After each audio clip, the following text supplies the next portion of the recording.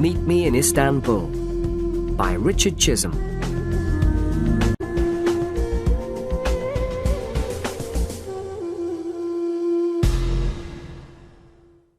Chapter 1. Journey to Istanbul. It is early morning on a sunny spring day in April. Heathrow Airport, London, is busy, as usual. Hundreds of people are arriving, leaving, or waiting for planes.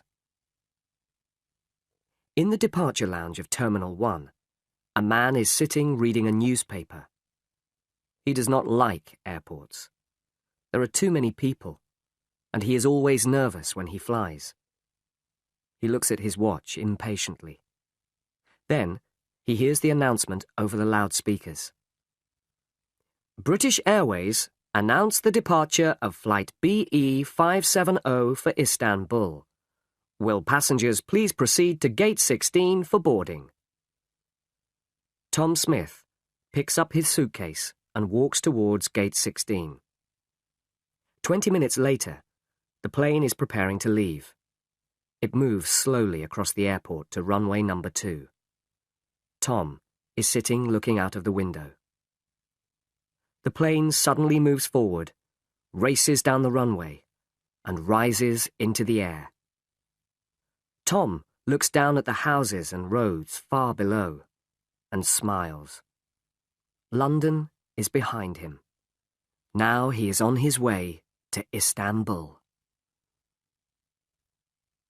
Tom relaxed and took a letter from his pocket. Resat Bey Apartment, 11-3, Kamarot Sokak, Ayazpasa, Istanbul. My dear Tom, thank you for your letter. I am so happy that you can come and visit me for a holiday. Life here in Istanbul is very interesting. I'm enjoying my work, but I miss you very much. It will be wonderful to see you again. I'm sure we will have a very nice holiday. Spring is here, and the weather is beautiful. I have to work on Monday the 14th of April, the day you arrive, so I can't come to the airport to meet you. But you can take a taxi from the air terminal to Taksim Square. That's in the centre of the new part of the city. There's a big hotel called the Park Hotel near the square. I'll meet you there at 5 o'clock. We'll meet in the American bar. The view over the city is beautiful. I can't wait to see you again, Tom. I have so much to tell you. So remember, the Park Hotel, Taksim Square, 5 o'clock. See you on the 14th. Love, Angela. Tom sat for a moment, looking at his fiancée's letter. Then he put it in his pocket. He looked down at the green fields of France as the plane continued its journey across Europe. Have you been to Istanbul before? Said a voice. It was the young man in the next seat. No, I haven't, said Tom. Have you? The man smiled. My home is in Istanbul. I'm studying in London at the moment. I'm going home for a holiday. Really? Said Tom. Where are you studying? At London University. The two men sat talking as the stewardesses began serving lunch. The young man told Tom his name was Kemal. His parents had a shop in Istanbul. Are you meeting someone in Istanbul? Kemal asked. My fiancée, said Tom. She's working in Istanbul. That's interesting. How long has she been there? She went to Istanbul 2 months ago. She works for a small company which is starting to export to England. She's making all the arrangements. Exporting always seems so difficult, said Kemal. It seems difficult, Tom agreed. But that's Angela's job. She's an expert in importing and exporting. Her father has an import-export agency in London, and she has worked for him for some years. She's almost completed her work in Istanbul now. The company has already started to send goods to England. She'll be coming back to London soon. What kind of goods do they export? Asked Kamal. All kinds of things. Brass ornaments, coffee pots, trays, leather, and onyx articles. Angela's father thinks these goods will sell very well in England. That's interesting, said Kamal. My parents sell things like that in their shop in Istanbul. The two men went on talking as the plane flew over Italy and Greece towards Turkey. Soon, they were descending to Yeşilköy Airport, Istanbul. When the plane stopped, Kamal stood up. I hope you enjoy your stay in Istanbul, he said. Here's my telephone number. If you need anything, phone me. I live in Sicily. It's not far from the center of the city. Thanks, Kamal. That's very kind of you. Not at all, replied Kamal. Nice to meet you. And now, goodbye. Tom went through customs and immigration and walked towards the airport exit.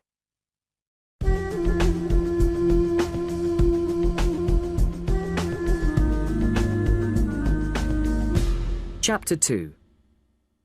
The American Bar. A bus for the city air terminal was waiting outside the airport. Tom got in and sat down beside the window. Other passengers got on, and the bus left the airport and drove towards Istanbul. Soon, they were driving past the houses and apartment blocks near the city. Then they passed the old city walls. Tom felt excited and looked at everything. He saw beautiful old mosques and street markets. The bus was now approaching the center of old Istanbul. It stopped at some traffic lights. A car stopped beside the bus. The door opened, and a woman got out. Two men were with her. Suddenly, Tom jumped to his feet. It was Angela. Angela! Tom shouted. Angela! Here! It's me, Tom! He knocked on the bus window. Suddenly, the traffic lights changed, and the bus moved forward. Tom ran to the back of the bus. Angela and the two men were going into a building. Angela! He shouted. He stopped. It was too late. The bus was moving quickly down a wide street. The passengers were looking at Tom, and he suddenly felt foolish. He walked back to his seat and sat down. What a surprise, he thought to himself. I must tell her when I see her this evening. Then the bus crossed Ataturk Bridge, and Tom looked at the boats on the Golden Horn. Again, he felt excited. The bus arrived at the air terminal at 3:45. There were some taxis waiting there. Tom went up to one. The Park Hotel, Taksim Square, please, he told the driver. English? You come with me. I take you quickly. At 4:15, the taxi arrived in the square. Here you are, sir. The Park Hotel. Thank you, said Tom, and paid the driver. Tom went into the hotel. He found the American bar and sat down at a table on the terrace. A waiter came out. A beer, please, said Tom. He sat in the afternoon sunshine and looked down over the city of Istanbul. The view was very beautiful. He was looking at the sea. The Bosphorus was full of ships. There were very big ships going to Russia, and little sailing ships. In the distance, he could see the mosques and palaces of old Istanbul. How beautiful, and how exciting. Tom looked at his watch. It was nearly 5 o'clock. He got up and walked up to the hotel entrance. There were lots of people going in and out of the hotel. but he did not see Angela anywhere. He went back to the bar and ordered another beer. "Come on, Angela," Tom said to himself. "Don't be late." Just inside the American bar, a man in a grey raincoat was sitting at a table. He was drinking coffee and smoking cheap cigarettes. A newspaper lay open on the table in front of him, and from time to time he looked at it. But the man wasn't reading the newspaper. He was watching Tom. It was now 5:20. Tom sat in the evening sunshine. He looked at his watch again and waited. 5:30. 5:45. It was getting dark. He looked at the lights on the Bosphorus. Strange, thought Tom. Angela isn't usually late. Tom sat at the table on the terrace of the American bar, waiting for his fiancée. He waited and waited, and nobody came. And the man in the grey raincoat sat patiently inside the bar, smoking and watching Tom. "Another beer, sir?" asked the waiter. "No.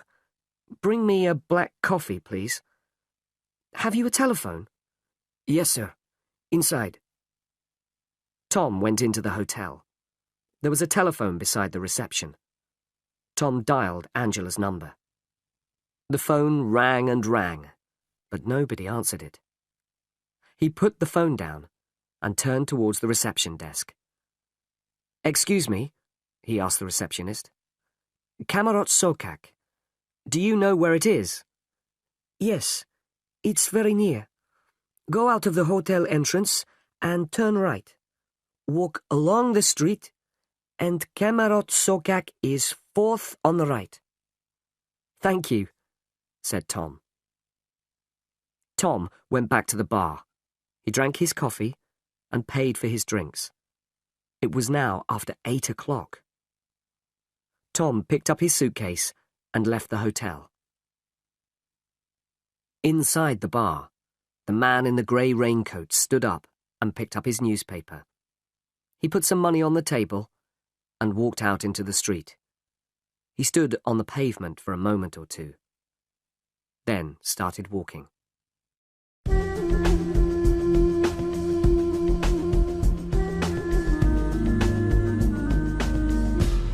Chapter 3. A Shock. Kamarot Sokak was a narrow, quiet street of old apartment buildings. Tom walked along the pavement, looking at the numbers on the doors.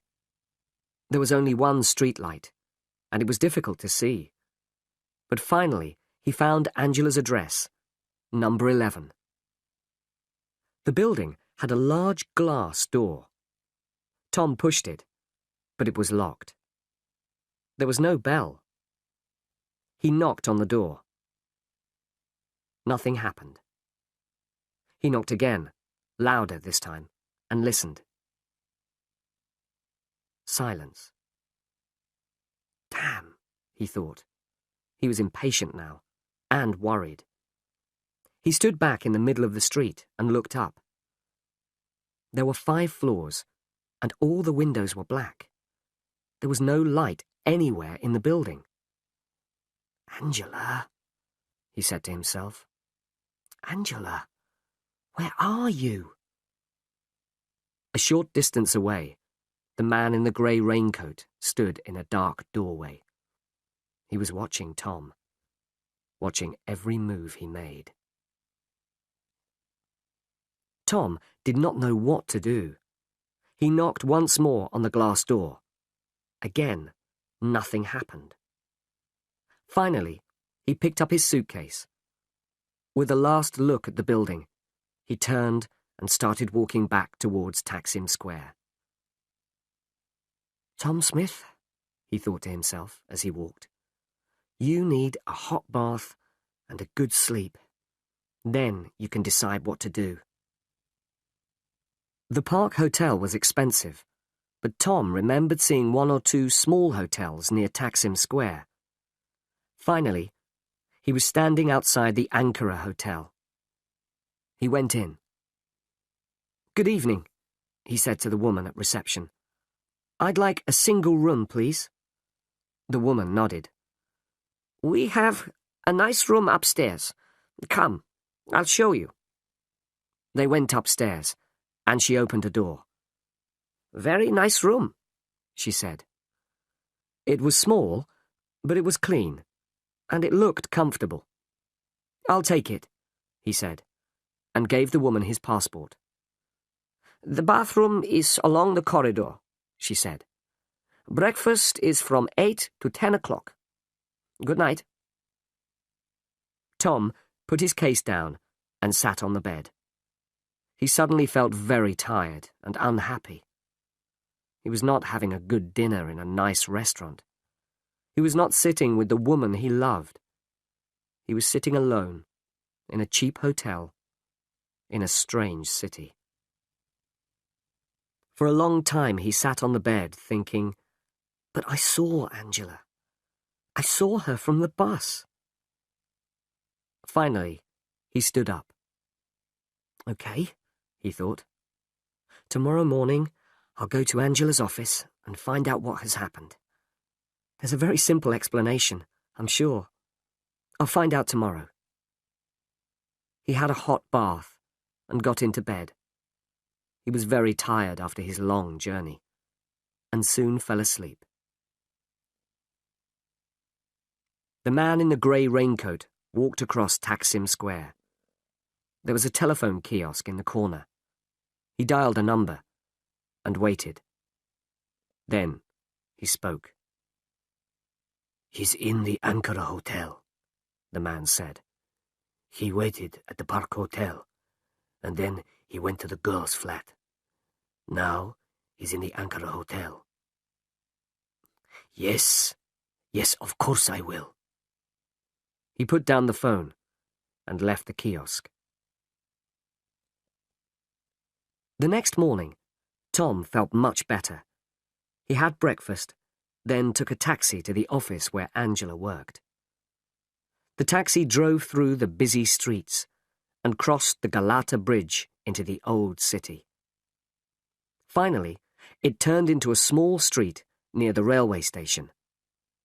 It was a narrow street of shops, small businesses, and workshops. The taxi stopped in front of a grey building. F. Karamian & Co. Export-Import Agency, said the sign above the door. Tom pushed open the door and went in. A secretary was typing at the reception desk. She looked up as Tom came in. "Good morning," she smiled. "Good morning," said Tom. "My name's Tom Smith. I'm looking for Angela Thompson. She's my fiancée. I arrived in Istanbul last night and waited for her, but she didn't—" The secretary was staring at him. She stood up. "Wait a moment, please, Mr. Smith." She hurried over to a door marked Office and went inside. Tom could hear her talking to someone.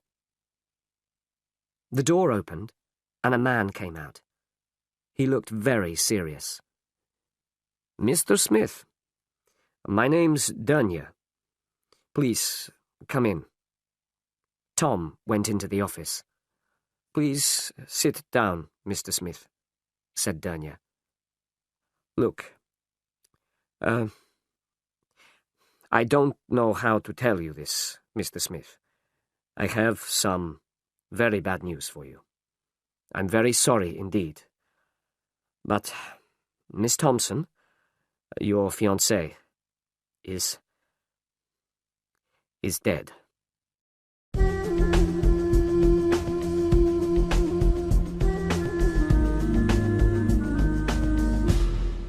Chapter 4.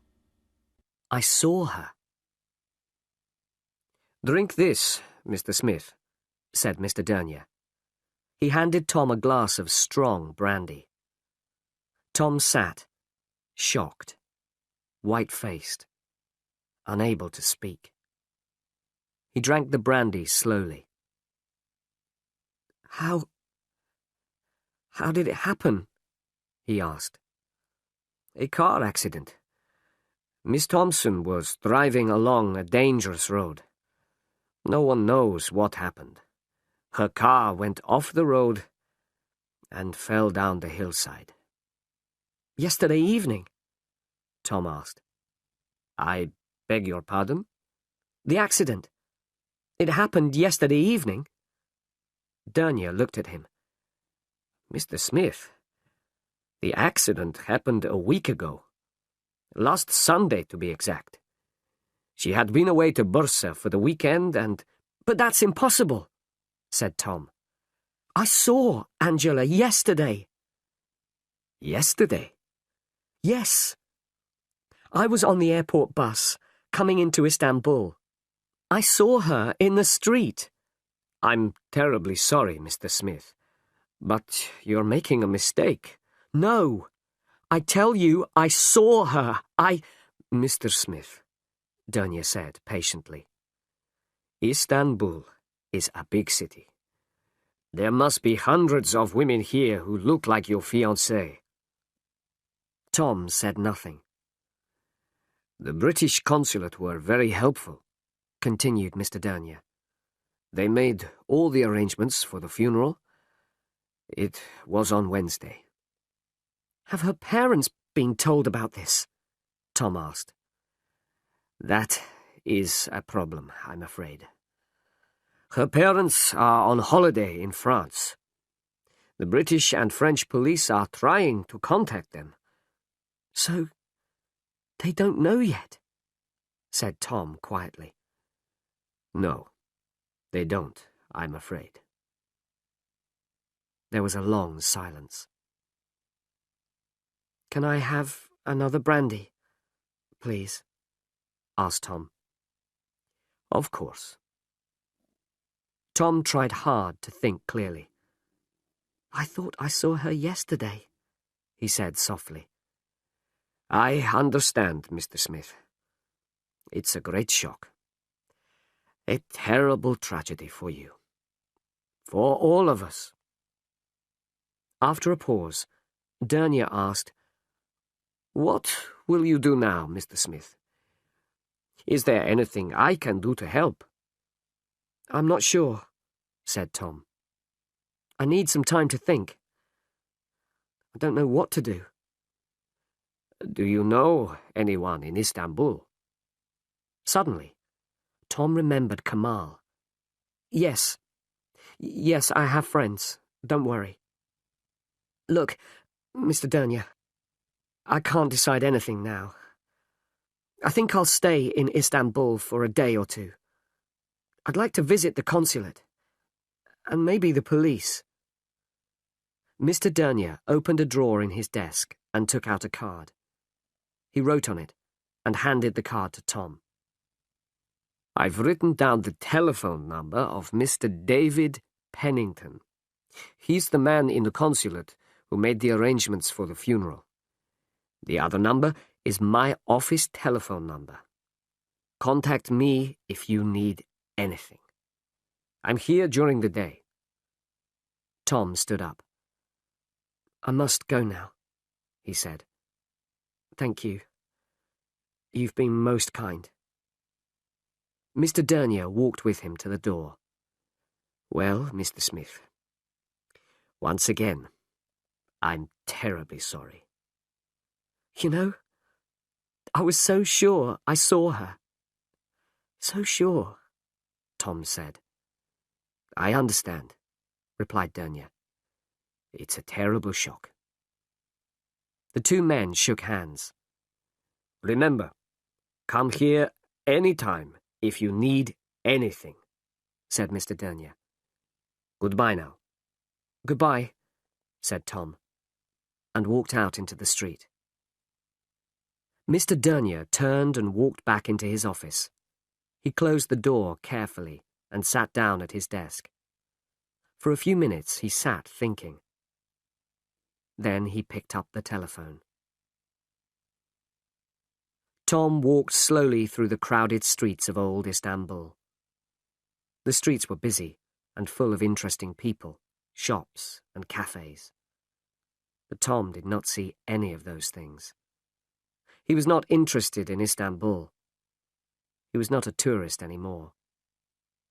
Tom was thinking of Angela.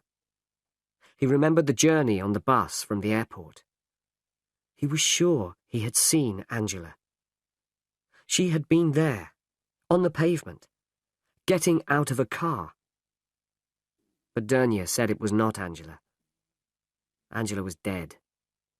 She had died a week ago. Tom walked through the streets of the city. He walked through the Grand Bazaar. He walked on and on through narrow old streets. He didn't know where he was, or what time it was. He thought about Angela. He thought again about his journey on the bus from the airport. Again and again he thought about it. And again he saw his fiancée. Then he stopped walking and stood for a moment on the pavement. He was standing on a street beside the sea. Angela isn't dead, he thought. I saw her. He looked in his pocket and found Kamal's telephone number. He walked quickly across the street to a cafe. He went inside to the telephone. Hello? Kamal? Hello, it's me. Tom. Remember? Yes, fine, thanks. Listen, remember you said I could phone you if I needed anything? Or something has happened. Can we meet somewhere?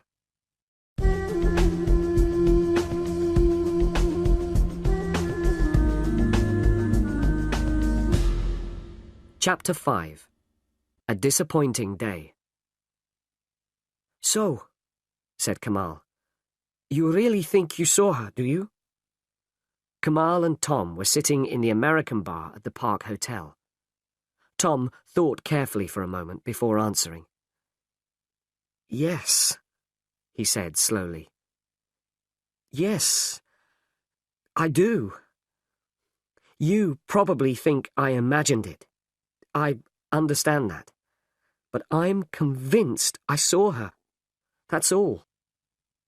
Kamal nodded. I can't stop thinking about yesterday, Tom continued. I close my eyes and I can see Angela there on the pavement. I can't forget that.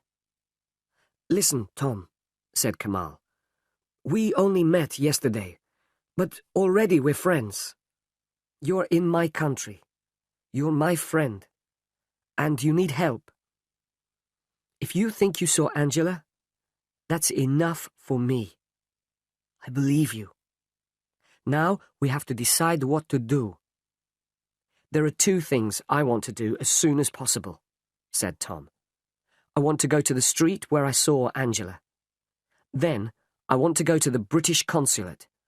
I have an appointment for this afternoon. Okay, said Kamal. The street where you saw Angela. Do you think you can remember where it is? No problem, said Tom. We can drive along the same route as the airport bus. I'm sure I'll remember it. And what do you think you will find there? I'm not sure. But she was going into a building with two men. At least we can find the building. Maybe that will tell us something. Okay, said Kamal. My car's outside. Let's go. Tom and Kamal were driving through the city. It was a wide street, said Tom. We came to a roundabout after the traffic lights. We turned left, and then we passed an old aqueduct. Aksarey, said Kamal. It's near here. Kamal drove over Ataturk Bridge. After a few minutes, they saw the old aqueduct. Then they came to a large roundabout and turned right. This is it, said Tom. It's somewhere near here. They were approaching some traffic lights. Tom looked out of the window at the buildings on the left. No, he said. Not here. They drove on to the next traffic lights. "This is it," said Tom. "This is the place." Kamal stopped the car. "You get out. I'll find a parking place." Tom got out and looked around him. He was in a wide street of shops and offices. A newspaper kiosk. A travel agency. He remembered them from the day before. He stood looking at the buildings opposite until Kamal arrived. Tom pointed across the street to the entrance to an office building. "That's it, I think," he said. They crossed the street and looked at the nameplate beside the entrance to the office block. There were many names there. A lawyer, a dentist, a doctor, and many other offices. Tom stood looking at the names for a few moments. "Well," he said finally, "I'm sure she went into this building. But which office was she going to? Was she going to see a lawyer? Or a dentist? Or a doctor? How do we begin to find out?" Kamal took his arm gently, and they walked slowly back to the car. "Listen, Tom," he said. "You're going too fast. You can't expect to find out everything immediately. Wait until you see the man at the consulate. After that, we'll think about it. Then we can decide what to do. We know she was going into that building. That's something anyway. Now look, it's lunchtime. You must be hungry. I know a good restaurant near here." "You're right," said Tom. "We have to be patient."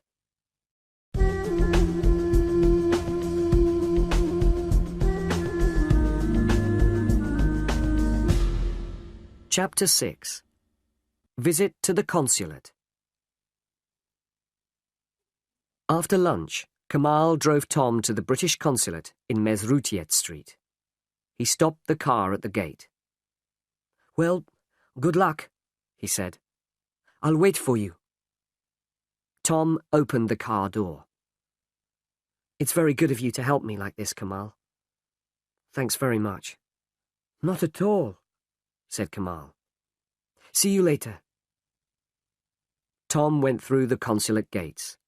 The old consulate with beautiful gardens round it looked like a palace. Tom pushed the big door open and went in. "I'd like to see Mr. David Pennington, please," he said at the reception desk. "My name's Tom Smith. I have an appointment." After a few minutes, a tall man wearing glasses came to meet him. "Mr. Smith, my name's Pennington. How do you do?" said the man, holding out his hand. Tom shook Mr. Pennington's hand. "How do you do?" he replied.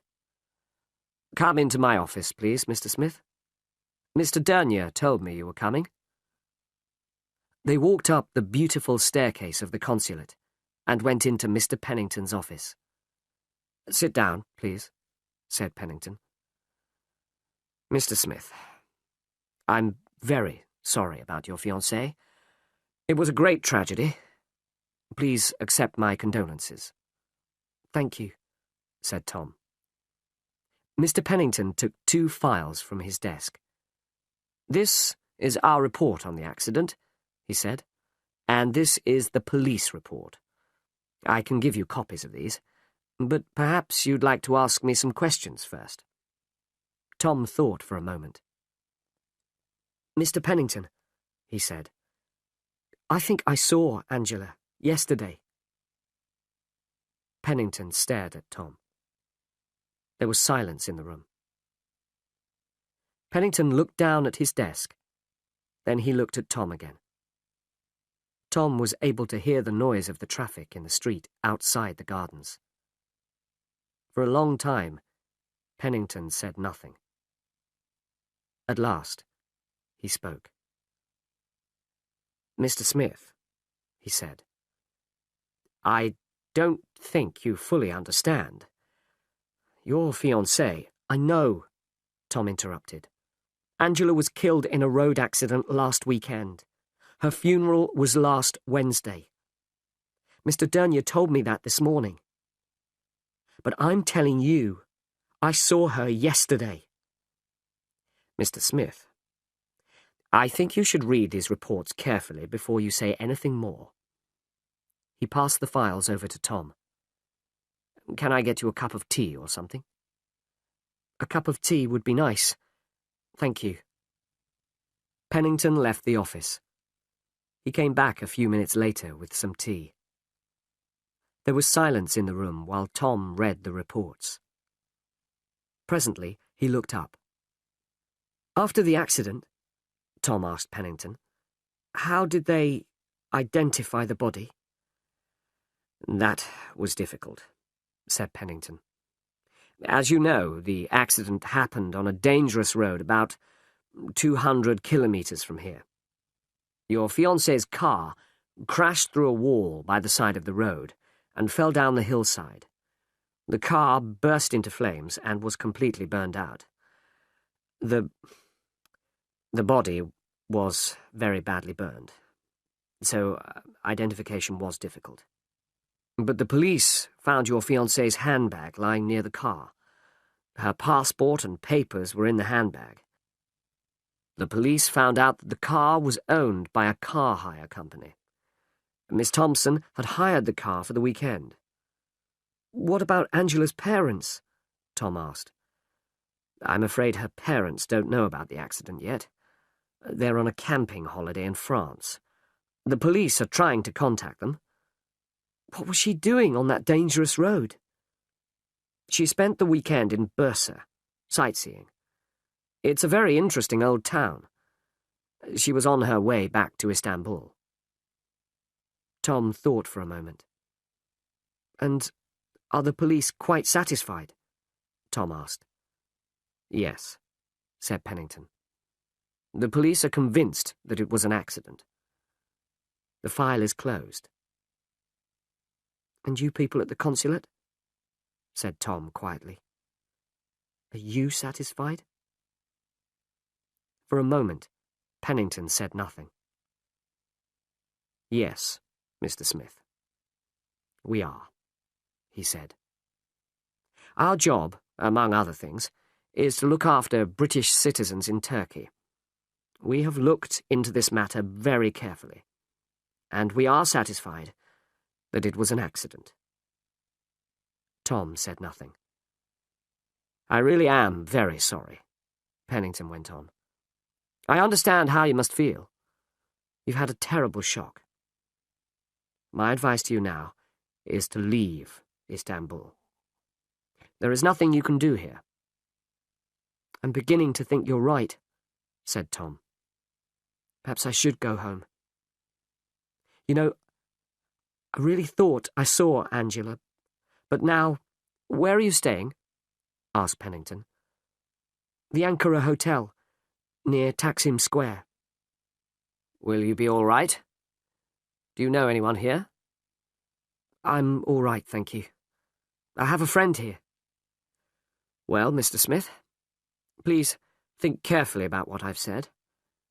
I hope you'll take my advice. If you need anything before you leave, contact me. I'll be glad to help you. Thank you, said Tom, standing up. Thank you for all you've done. Not at all, said Pennington. I'm sorry your visit to Istanbul wasn't a happier one. Have a good journey home. Goodbye. The two men shook hands, and Tom left the consulate.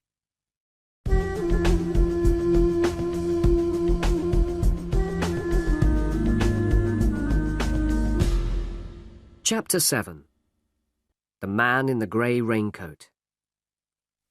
Kamal was waiting in the car outside the consulate gates. What did he say? Kamal asked as Tom got in the car. The same as Dernier, Tom replied. It was an accident. Angela's dead.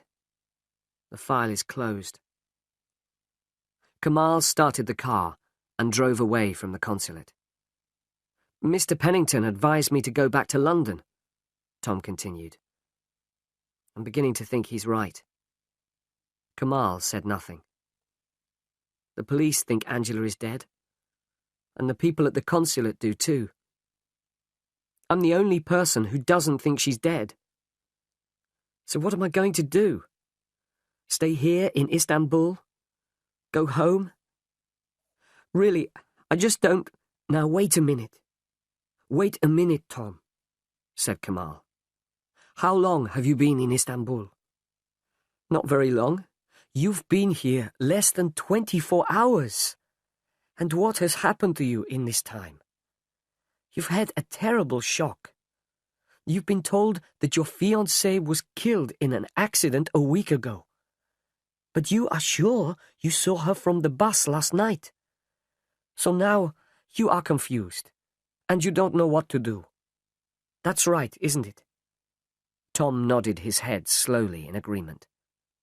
Well, I'll tell you what you are going to do, Kamal went on. You're going to come with me to the Topkapi Palace. We can walk through the beautiful gardens there and think about everything carefully. Then we can decide what to do next. Tom smiled. You're right, of course. It has been a difficult day. Exactly, said Kamal. Now it's time to relax a little. They were driving down narrow streets to the Golden Horn. This is the Galata Bridge. It crosses the Golden Horn, said Kamal. Look, isn't it beautiful? They drove slowly across the bridge in the bright sunlight. It is beautiful, said Tom, looking out across the Bosphorus. Very beautiful. They continued across the bridge, turned left, and drove past the railway station. A few minutes later, they came to Santa Sofia, one of the oldest and most beautiful buildings in Istanbul. It was once a church, then a mosque, and now it is a museum. We'll leave the car here, said Kamal. First, I'm going to show you the Palace of Topkapi. They got out of the car in a large park. They were standing in front of the first gate of the palace. The Sultans of Turkey used to live in Topkapi Palace, Kamal explained. Kamal and Tom bought an entrance ticket. They walked through the gate into the gardens of the palace. This is the first courtyard of the palace, went on Kamal. Over there are the royal kitchens, and over there the harem. That's part of the palace where the women lived. They were walking down a wide path. Kamal looked round, and then he took Tom by the arm. Walk a little faster, he said quietly. Tom saw that there was a strange look on Kamal's face. Is anything wrong? He asked. Keep walking, said Kamal, and don't look back. They walked across the courtyard towards the second gate of the palace. Kamal, what's wrong? Said Tom quickly. Someone is following us, answered Kamal. Someone following us? Said Tom. What do you mean? There's a man in a grey raincoat walking behind us. I saw him when we came into the palace. I wasn't sure at first, but I am sure now. They walked on, and then ran through the second gateway. Kamal looked back. The man was still following them. This way, quickly. Kamal led Tom to the entrance of the treasury. Inside, it was very crowded, and it was also dark after the bright sunshine. We're going to separate now, said Kamal. The man won't be able to follow both of us. You take a taxi back to your hotel. Have you got some money? Yes, said Tom. Right, I'll phone you this evening. What are you going to do? Asked Tom. I'm going back to my car. Be careful, said Tom. You too, said Kamal. See you later.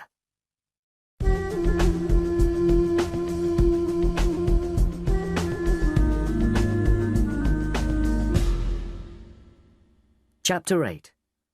A surprise phone call. It was 7 o'clock when Tom arrived in Taksim Square. He got out of the taxi and walked towards his hotel. He felt nervous. Was someone watching him? Was someone sitting in a car watching his hotel? He hurried inside. "Good evening," said the woman at reception. "Good evening," said Tom. He took his room key and went upstairs. He locked his door, took off his shoes, and lay down on the bed. He felt tired, but nervous and excited at the same time. For a long time he lay on the bed, listening to the noises in the street outside, and thinking about one person. Angela. The phone rang. It rang loudly, and Tom jumped nervously. Kamal, he thought, and picked up the receiver. "Yes? This is reception, Mr. Smith. I have a call for you." "Thank you," said Tom. "Hello? Is that Tom Smith?" It was a woman's voice. "Yes? Who's that?" Tom asked. His heart was beating fast. "You don't know me, Mr. Smith, but I'm a friend of Angela's. I have something to tell you. Can we meet somewhere?" "Who are you?" "My name's Julie. As I said, I'm a friend of Angela's. Listen, I don't want to talk on the phone. Can we meet somewhere?" Yes, sure," said Tom, thinking quickly. "Do you know the American bar at the Park Hotel?" "I know it. I'll be there in 20 minutes. There was a click, and then there was silence. Tom put the phone down and jumped to his feet. "I must tell Kamal," he said to himself. He picked up the phone. "Reception? Can I have Istanbul 368245? Tom waited impatiently. "Sorry, sir. There's no answer," said the woman at reception. "Okay. I'll try later." Tom put the phone down and left the room. There were only a few people in the American bar when Tom went in. He sat down at a table by a window. From there he could see everyone who came through the door. Tom sat drinking a beer and watching the door. Who was Julie? What did she want? Tom would soon find out. A girl came in a few minutes later. She had long blonde hair and was wearing jeans. The girl looked round the bar, then walked over to Tom's table. "Hi," she said. "I'm Julie." "Hello," he said. "I'm Tom. Please sit down." She sat down. The waiter came over. "Would you like a drink?" said Tom. "A coffee, please," she said. The waiter nodded and left. "So, you're Tom," Julie said. "You look just like your photograph. Angela showed me a picture of you." "But how did you find me?" Tom asked. "I went to the British consulate today," Julie explained. "I spoke to Mr. Pennington. He told me the name of your hotel. I knew you were coming to Istanbul, and I wanted to speak to you." She looked round nervously. "Listen, Tom," she went on. "There's something strange going on. What do you know about Angela's accident?" "Only what the consulate told me today," said Tom. He told Julie about his conversation with Mr. Pennington. "And are you satisfied?" she asked. Tom looked at her. "Tell me what you think," he said slowly. "All right," said Julie. "Let's start at the beginning. Angela came to Istanbul 2 months ago. I met her at a party soon after she arrived, and we became good friends. At the beginning, she was happy. She enjoyed her job. She liked working for her boss. Dernia. That's right. Everything was fine. I saw her quite often. We used to have lunch together and go sightseeing. And then, 2 weeks ago, something happened. Angela seemed worried about something. Something to do with her work. I asked her what was wrong, but she didn't want to talk about it. Then, one lunchtime, we were together in a restaurant, and suddenly Dernier came in. The moment she saw him, she became nervous. I think she was afraid of him. Go on, Tom said. Well, I don't know anything else. She never told me what she was worried about. I saw her a few more times. And then she had the accident. She looked at Tom. But it is strange, isn't it? Julie went on. She was worried about something. Her job, or her boss, or something. But she wouldn't talk about it. And then she had an accident. She stopped. That's all, she said. That's what I wanted to tell you. Tom leant across the table. Shall I tell you something? He said quietly. Yesterday, on the way into Istanbul, I saw her. Julie stared at him. Where? She asked. I was in the airport bus, coming into the city. We were in Millet Street, near Aksaray. Angela was going into a building with two men. What do you mean, going into a building? Which building? Well, I don't know. There are a lot of offices in the building. I went there today. There was a dentist and a doctor. Doctor, said Julie. That's interesting. What do you mean? Angela had a virus 2 weeks ago. A bad attack. She was getting pills from a doctor. That explains it. She needed more pills or treatment. She was going to a doctor.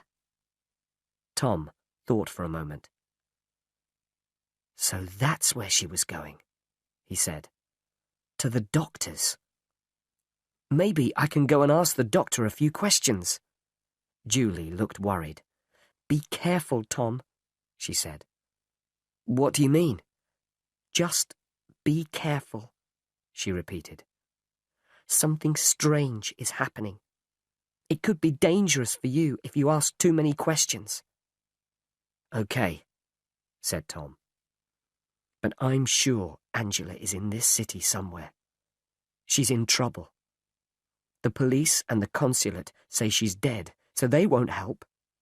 But I think she's alive. She's in Istanbul somewhere. And I'm not leaving until I find her.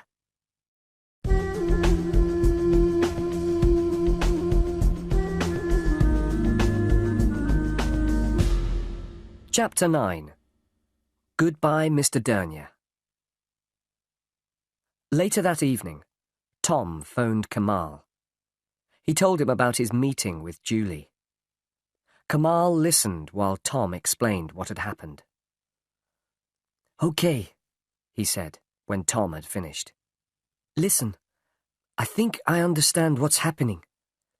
Angela was working for Dernier, right? Yes. And then she was worried about something. Something at work, right? Yes. Okay. And then she had her accident. But it wasn't an accident. Tom, you know what I think? I think Angela is alive. She's here, somewhere in Istanbul. Dernier is holding her prisoner. What? Think about it, Tom. Angela was worried about something at work. We think it was something to do with Dernier and his export business. And now she has disappeared. But she isn't dead. There was no car accident. Dernier is holding her prisoner. I'm sure of it. But, began Tom, I don't... Listen, Tom, continued Kamal. What about the man in the Topkapi Palace today? The man who followed us? You know what I think, Tom? I think Dernya and his friends have been watching you since you arrived in Istanbul. They know where you are staying. They know you went to the consulate, and that's how they followed us to the palace today. They know everything about you, Tom. God, said Tom quietly. My God, Kamal. I think you're right. You must be right. But what are we going to do now? I'll tell you, said Kamal. They know where you are staying, and they know you're looking for Angela. That's why they're watching you. They want to find out what you do next. Well, I'll tell you what you're going to do next. You're going to leave Istanbul. Now listen. Next morning, Tom checked out of his hotel. Thank you, he said to the receptionist. And goodbye. Leaving Istanbul? Yes, I'm going home. Goodbye, sir. Have a good journey. Tom took a taxi to Dernya's office. The driver stopped outside. Wait here, please, said Tom. I'll be back in a few minutes. He went into the office. Good morning, he said to the secretary. Is Mr. Dernya here? I've come to say goodbye. She went to the office. Mr. Dernya came out. Ah, Mr. Smith. Good morning, Mr. Dernya. I've come to say goodbye. Leaving so soon? Yes. I went to the British consulate yesterday and spoke to Mr. Pennington. It seems there's nothing I can do here. I'm going back to London. Thank you for your help. You're welcome, Mr. Smith. Once again, I'm very sorry about your fiancée. I'm sorry your visit to Istanbul wasn't a happy one. Thank you. And goodbye. My plane leaves at midday. At midday? I see. Goodbye, Mr. Smith. Have a good journey. The two men shook hands. Tom turned and left the office. His taxi was waiting. The airport, please, he said as he got in. The taxi moved off. Another car, parked 20 meters away, moved away from the pavement and started following.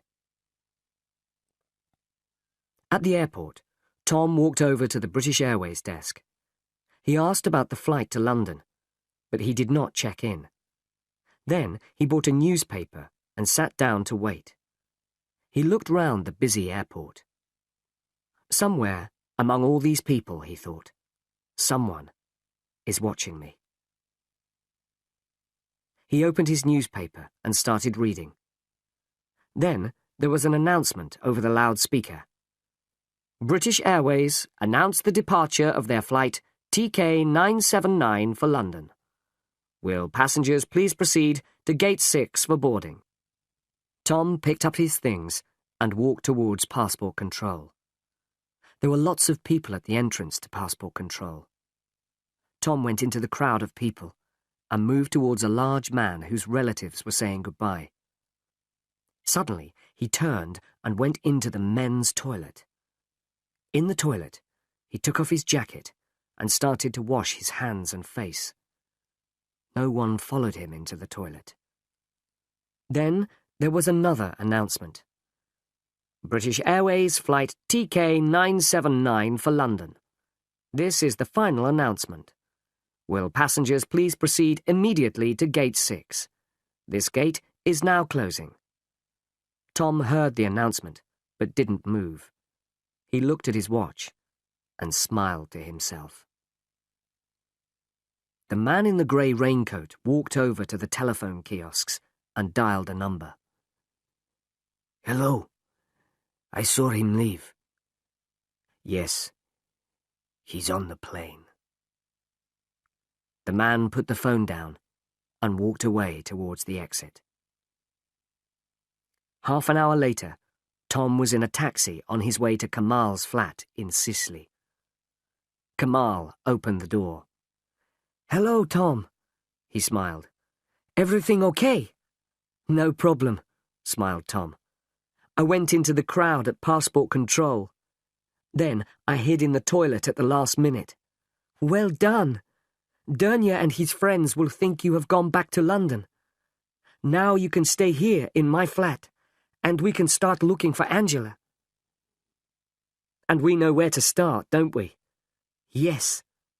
Dernier's office," replied Kamal.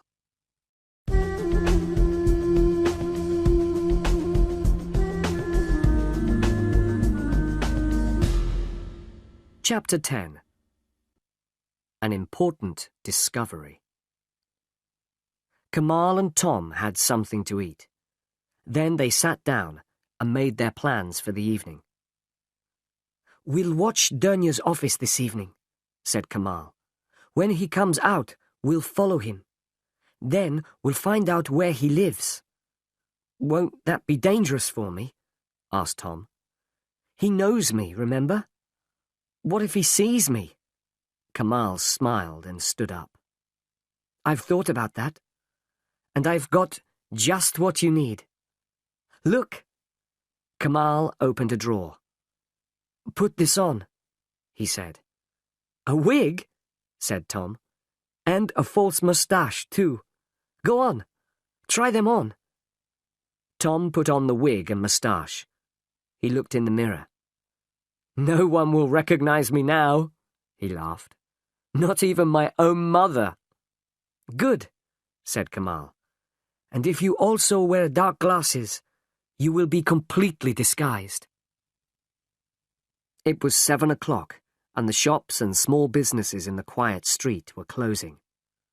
Tom and Kamal sat in the car, waiting patiently. "He'll be leaving soon," said Tom. Further down the street, they could see the entrance to Dernier's office. They sat in silence, watching. Time passed slowly. 7:10. 7:15.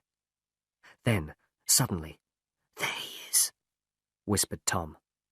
"That's him." Dernier came out of his office and locked the door carefully behind him. He looked along the street, then walked over to a grey Mercedes car and got in. The Mercedes moved away from the pavement and drove along the street. It turned right onto the main road. "Let's go," said Kamal, and drove down the street.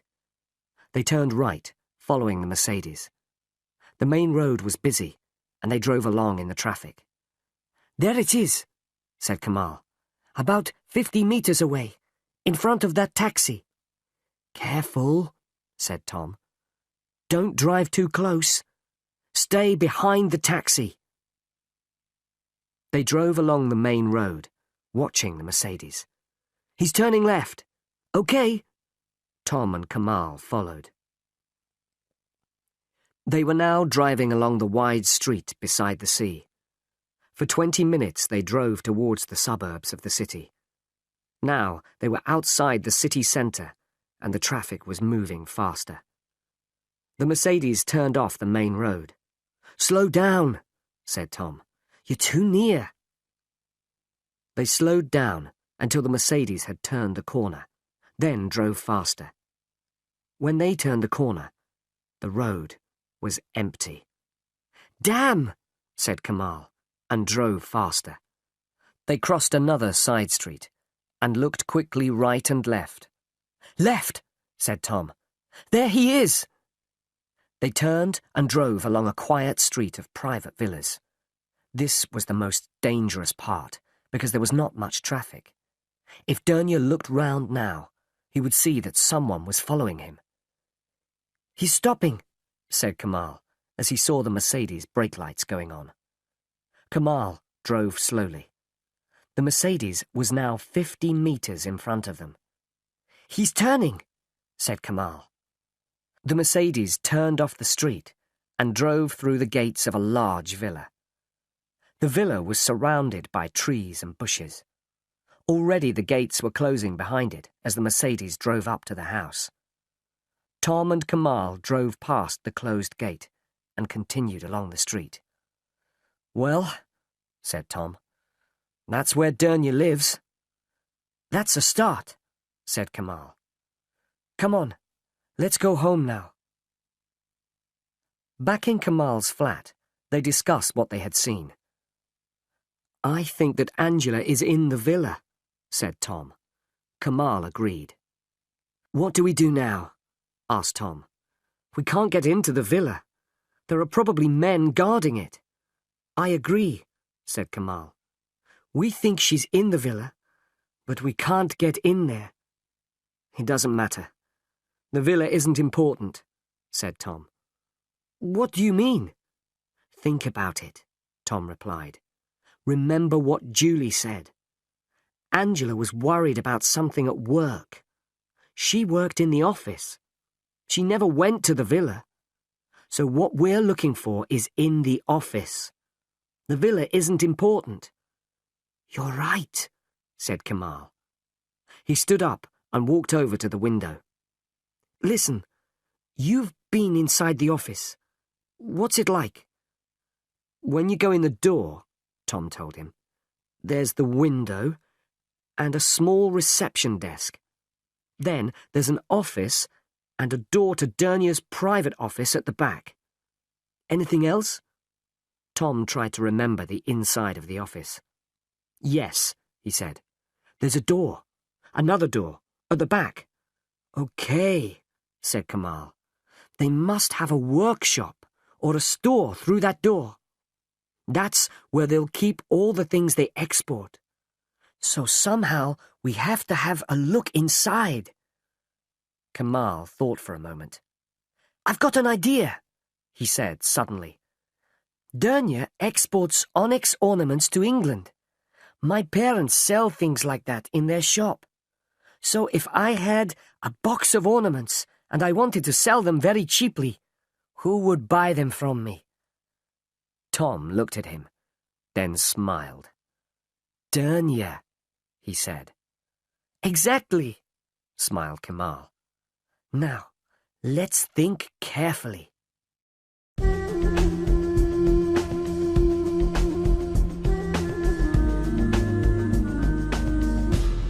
Chapter 11. A Clever Trick. Ibrahim Dernier was alone in his private office. He was working at his desk, finishing some paperwork. He always did his paperwork alone before going home. He looked at his watch. Another 10 minutes. Then he would be finished. There was a knock at the door. Dernier looked up from his papers. He didn't move. There was another knock, louder this time. He put the papers in his desk and locked it. Then he got up and went out into the office. He could see a man outside, standing in the doorway. "We're closed," he said through the glass door. "Come back tomorrow." "I'm sorry," said the man. "It's urgent. Please?" Dernier was annoyed. He unlocked the door and opened it. "We're closed. Can't you see?" "I'm very sorry to bother you," said Kamal.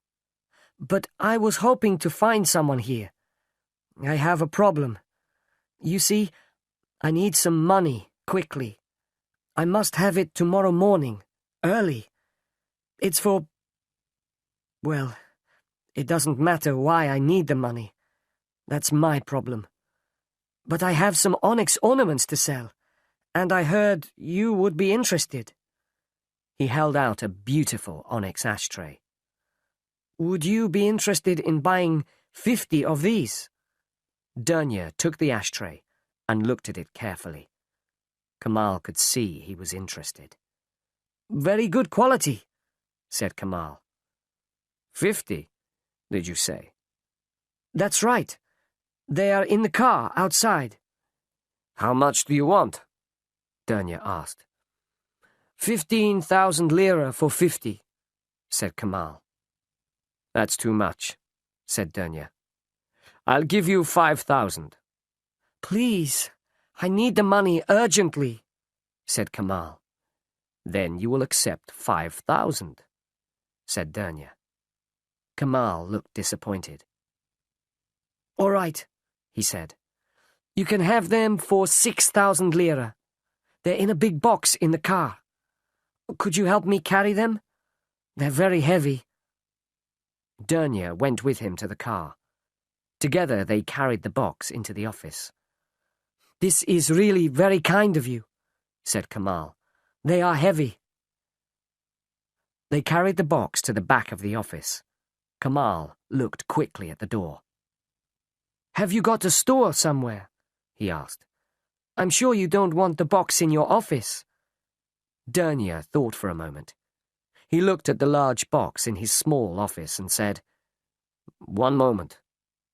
He took a key from his pocket and unlocked the door. They picked up the box and carried it through into the workshop.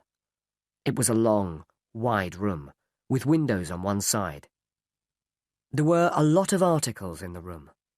Onyx tables, lamps, ornaments, brass and leather articles.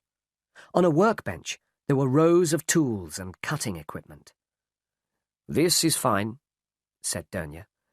Put it down here. They put down the box. Dernier took out his wallet. 6,000 lira, he said. At that moment, the telephone in his office rang. Dernier looked annoyed. Excuse me one moment, he said to Kamal.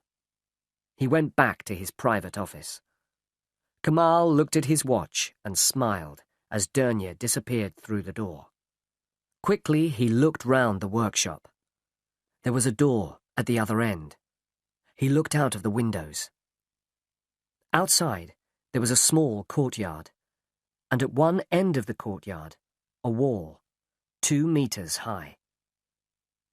On the workbench, at the end of the workshop, there were several onyx table lamps. Kamal looked quickly at them. They had been cut in half with a cutting instrument. The inside had been removed. Kamal looked closely. Suddenly, Kamal heard Dernier say goodbye. He turned quickly away from the workbench. Sorry to keep you waiting, Dernier said as he came back in. Not at all, said Kamal. I can see you're a very busy man. Dernier counted out 6,000 lira. Thank you, said Kamal. I really need this money. Well, I won't take any more of your time. Dernier walked with him to the door into the street. Thanks again, said Kamal. Good night. Good night, said Dernier, and closed the door. Kamal went back to his car and drove home. Tom was waiting for him. Did it work? He asked as Kamal came into the apartment. Perfectly, smiled Kamal. My brother phoned just at the right moment, when we were in the workshop. Dernier believed my story too, and he gave me a very low price for the onyx. What did you see in the workshop? Kamal looked serious. Well, not very much, I'm afraid. It's just a workshop, or a store. There were lots of onyx and leather articles, brass and tools. And there were some onyx lamps being repaired, I think. But there's a courtyard outside, and another building opposite. I'm sure that it belongs to Dernier. And more important, there's a wall at one end of the courtyard, which isn't too high, meaning that it wouldn't be too difficult to climb over it.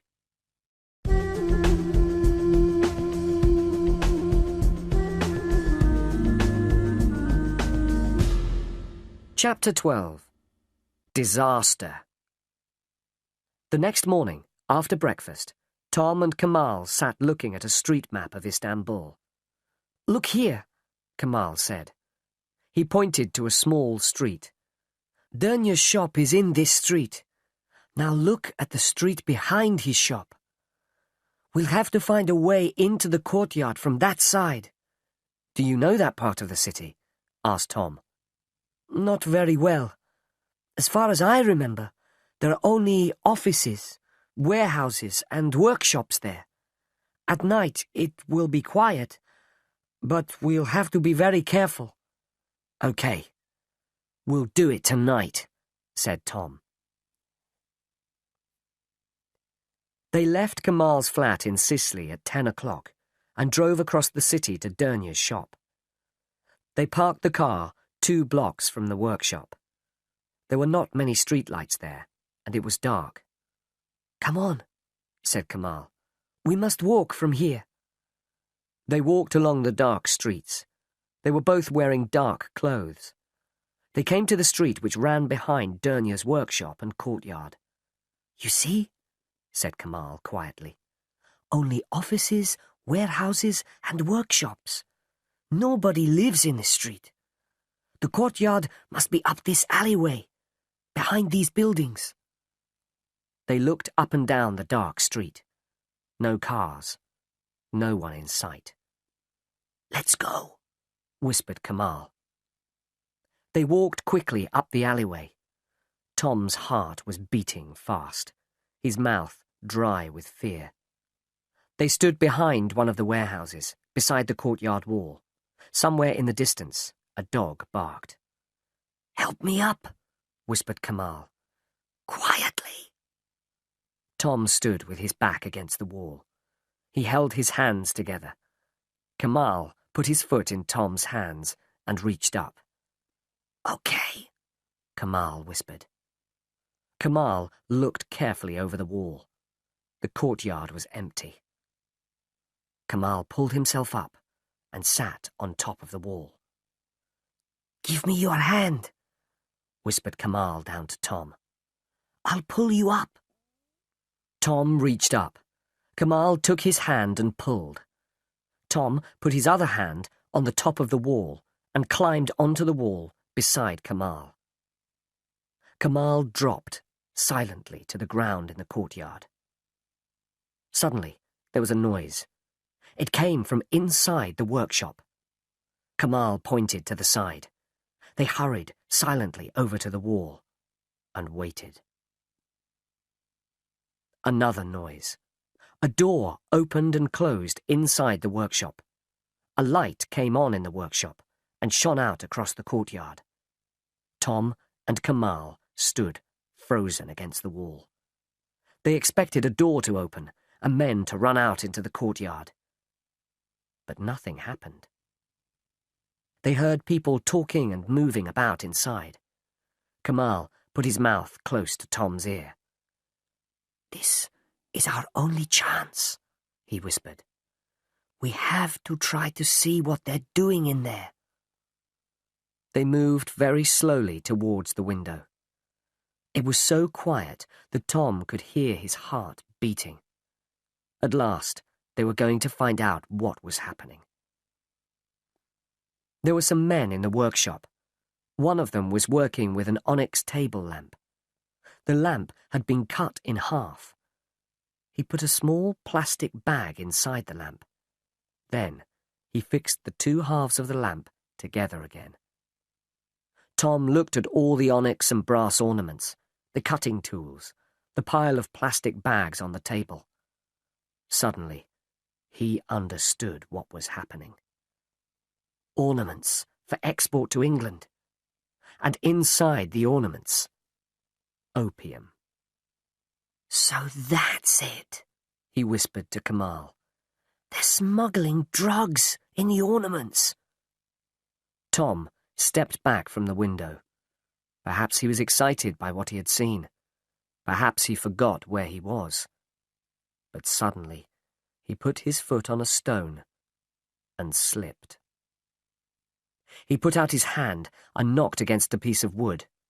The piece of wood fell to the ground with a loud crash. A light came on. A door opened, and men rushed out. "Run!" shouted Kamal. "Stop!" shouted a man. "Catch them!" Seconds later, Tom and Kamal were at the wall. They jumped, but Tom was too slow. One of the men caught his legs and pulled him to the ground. Kamal turned to help Tom. Then it was too late. The other men jumped up and pulled him back into the courtyard. A few seconds later, it was all over. Tom and Kamal, were prisoners.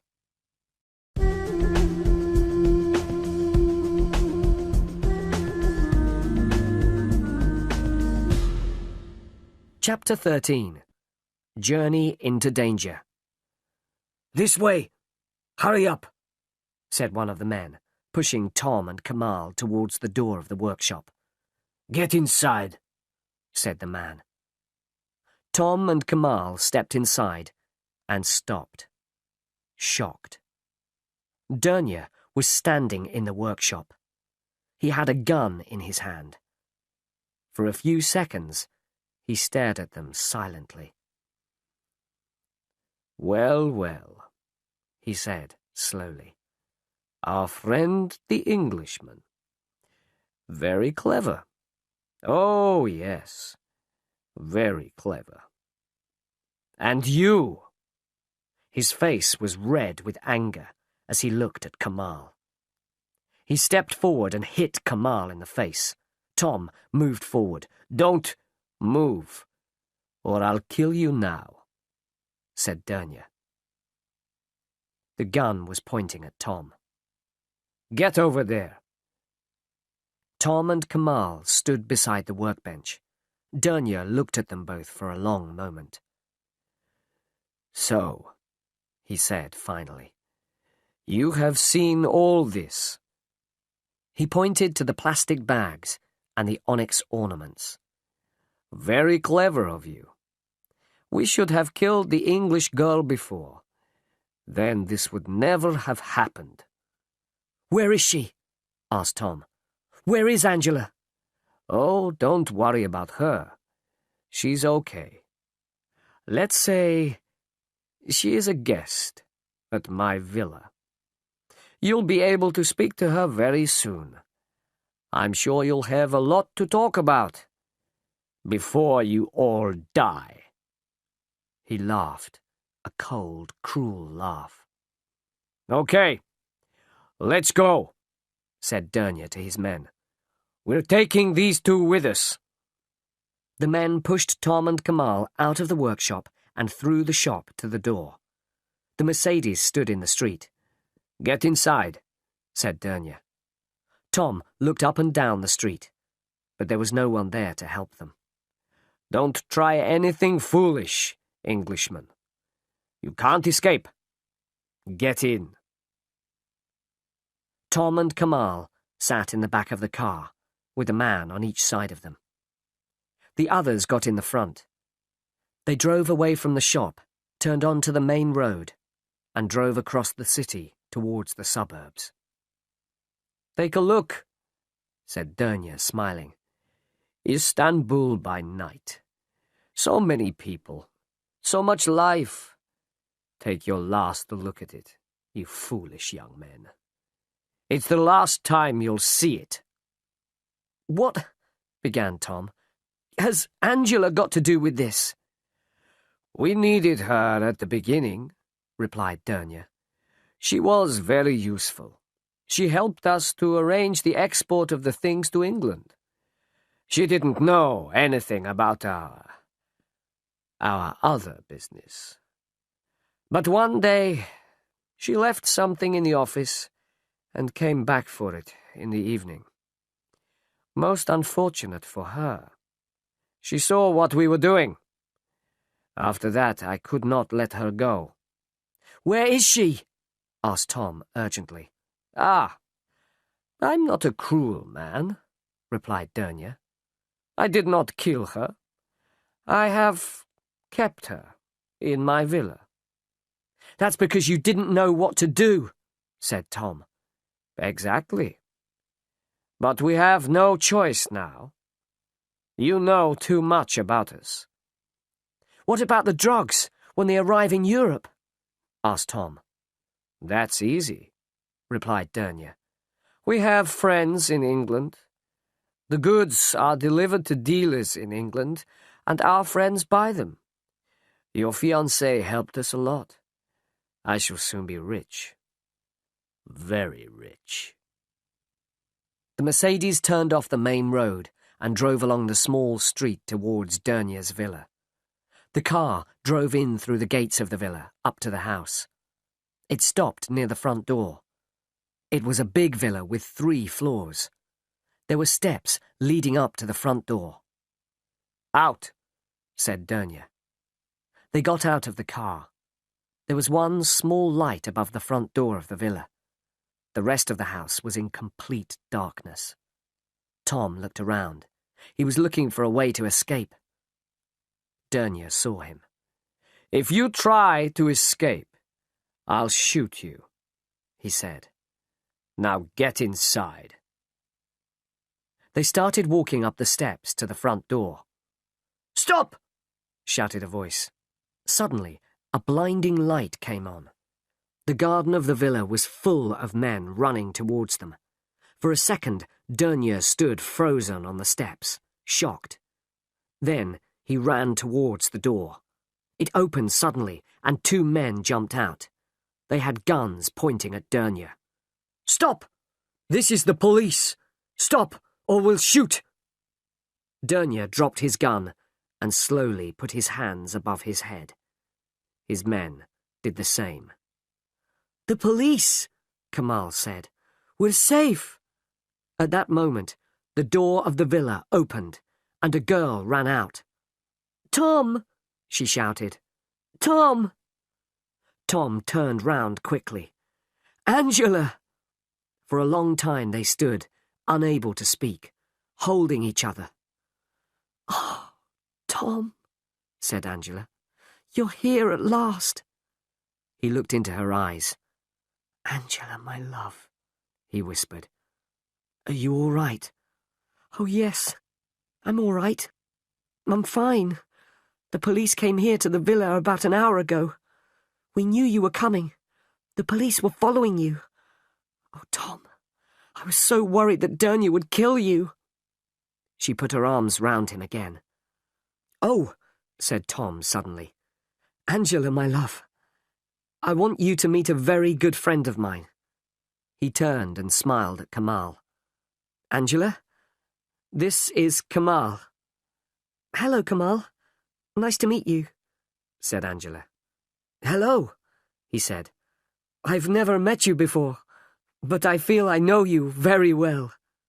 They laughed. "Kamal has been wonderful," said Tom.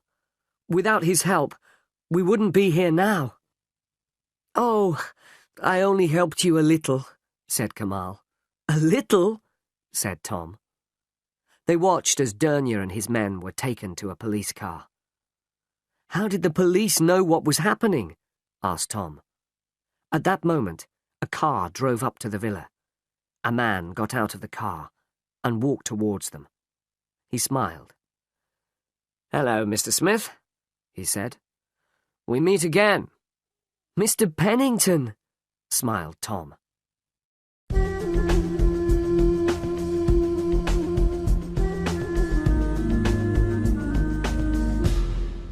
Chapter 14.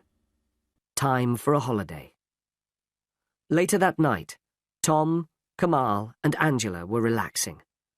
They were sitting in Mr. Pennington's flat in the consulate building. David Pennington was telling them what had happened. "Julie came to see me here at the consulate," he explained. "She told me about her conversation with Tom. Then I was convinced that Tom's story was true. I contacted the Turkish police again. After that, I tried to contact you, Tom, but you had left your hotel. We thought you'd gone back to England." "No," smiled Tom. He looked at Angela. "I had some urgent business here in Istanbul." They all laughed. "How did they treat you in the villa?" asked Tom. "They treated me very well," replied Angela. "When my virus was very bad, they took me to the doctor. But I was terribly worried on the Monday you were arriving in Istanbul. Dernier knew you were coming because I had told him earlier, and I knew he was going to send someone to follow you. I was terribly worried." "They made a big mistake when they took you to the doctor," said Tom. "If I had not seen you from the bus—" "Don't," said Angela. "Don't even think about it." "What about the car accident?" said Kamal. How did they arrange that? I wonder whose body was in the burnt-out car. There was silence while they thought about that. The police will have to find that out, said Pennington finally. It was a very clever plan of Dernier's, said Tom. Very clever. Yes, agreed Pennington. And drug smugglers like Dernier can make millions of pounds.